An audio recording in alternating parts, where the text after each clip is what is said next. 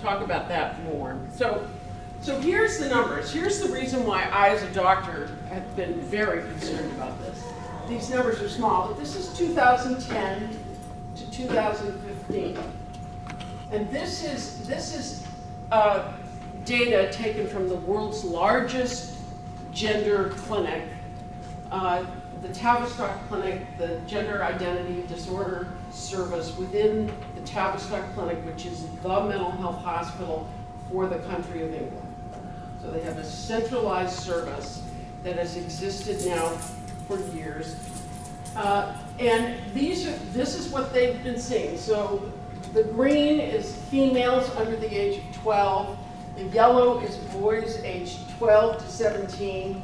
And then these are unknown, either not reporting or whatever. And you can just see this skyrocketing number, okay?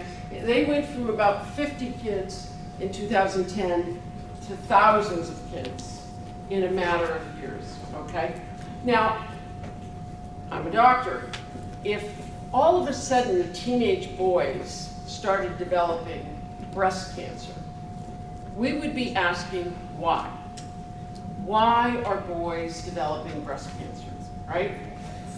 Prior to this time, the overwhelming majority of people that they were taking care of were middle-aged men. Middle-aged men. These were the men that I cared for when I was in practice who were transsexually identified. They wished to present as women. They would come for medical care and identify as they did, and they lived a lifestyle of that type. And in some cases, they would choose to go forward with medical and surgical intervention to align their appearance with their identity. It was extremely rare. It was primarily, the biggest numbers of cases that we know about, again, were in Sweden.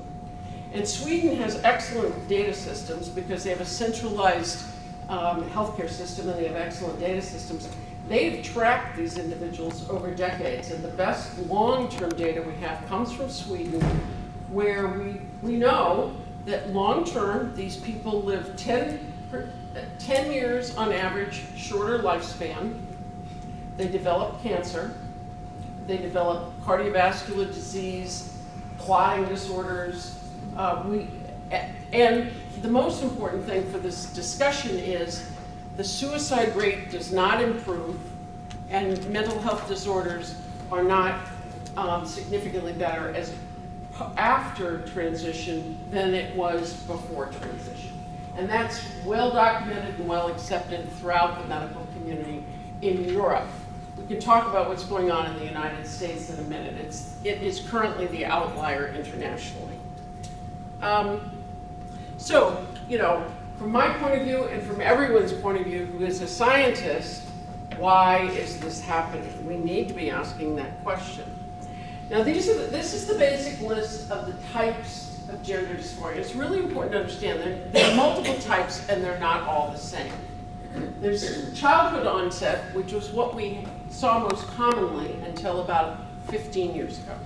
That was when children would identify themselves they wanted to play with the toys of the opposite sex, they wanted to dress as the opposite sex. It was most commonly males, natal males, but occasionally it was natal females.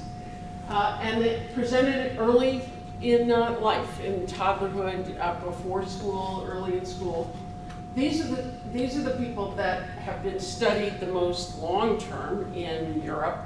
And what we've seen over the years is, in fact, anywhere between 70 and 95% of those people, as they move into puberty, and as they go through the pubertal changes to their body, they come to accept themselves. And they come to realize their sex is their natal sex, and they're comfortable with their own body. That was what we knew about and what we were dealing with, what the Swedes have been treating, the Dutch have been treating, the British have been treating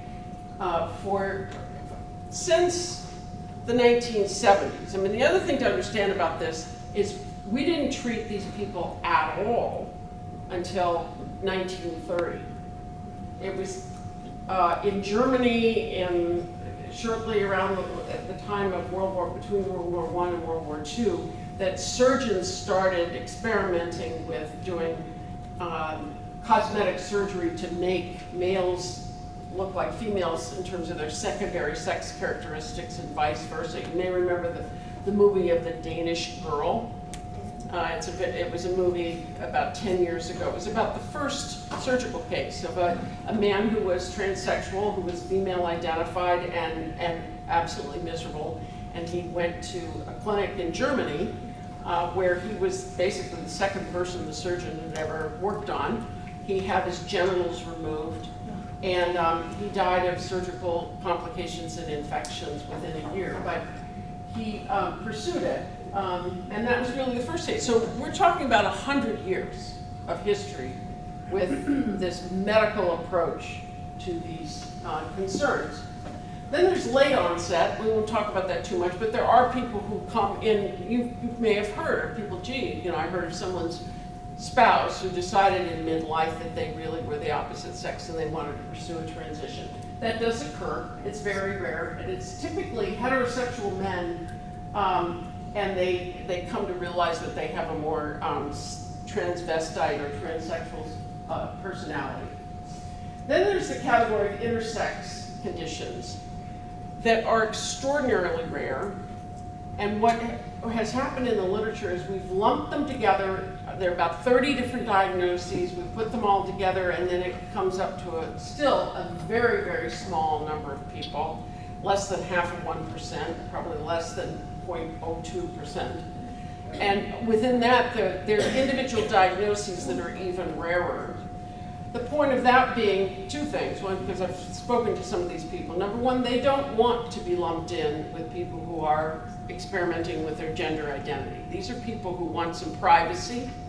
They want their privacy respected, their medical care respected. Some of them choose to have their genitalia. If they have ambiguous genitalia, they may choose to revise those genitalia, but they do not want to be part of a public forum around gender dysphoria. They are living with a serious situation. Then there's the comorbidity mediated. This is the whole large now group, the exploding numbers of people who are in adolescence after childhood, who oftentimes, all of the families I've talked to, the child was a happy boy or a happy child, and then in adolescence, they came to feel that they needed to change their identity. Oftentimes following intense exposure to social media, social friend groups who are experimenting with this. And adolescence is a time when we form our identity. That's when we develop our identity. So experimentation is normal. But when, in this case, however, the concern, of course, is what's causing what? Is depression and anxiety causing people to think, well, what is it? I've heard through YouTube videos that if I change my gender, my anxiety and depression will go away. So why don't I change my identity? I think I'll become a boy. And I've heard people tell me that that will make me feel better. And then there's the category called rapid onset gender dysphoria. Now that gets disputed, whether that's real or not real. There are studies that have confirmed it. There's now a study that just came out last week of 1,600 families where teenagers who were exposed to gender dysphoria in a social group or online, who've now identified themselves as the opposite sex. It's typically adolescent girls. It develops in friend groups, and that's where my medical school town comes in, where they've got, literally in some classes, 40% of children have decided that they're identifying as the opposite sex. And then there's the long-standing settled incongruity, and that also is really not relevant to what we need to talk about in terms of the school. So I want to get to the school. So this slide just points out that there are lots of ways to come into gender dysphoria, and there are lots of ways out.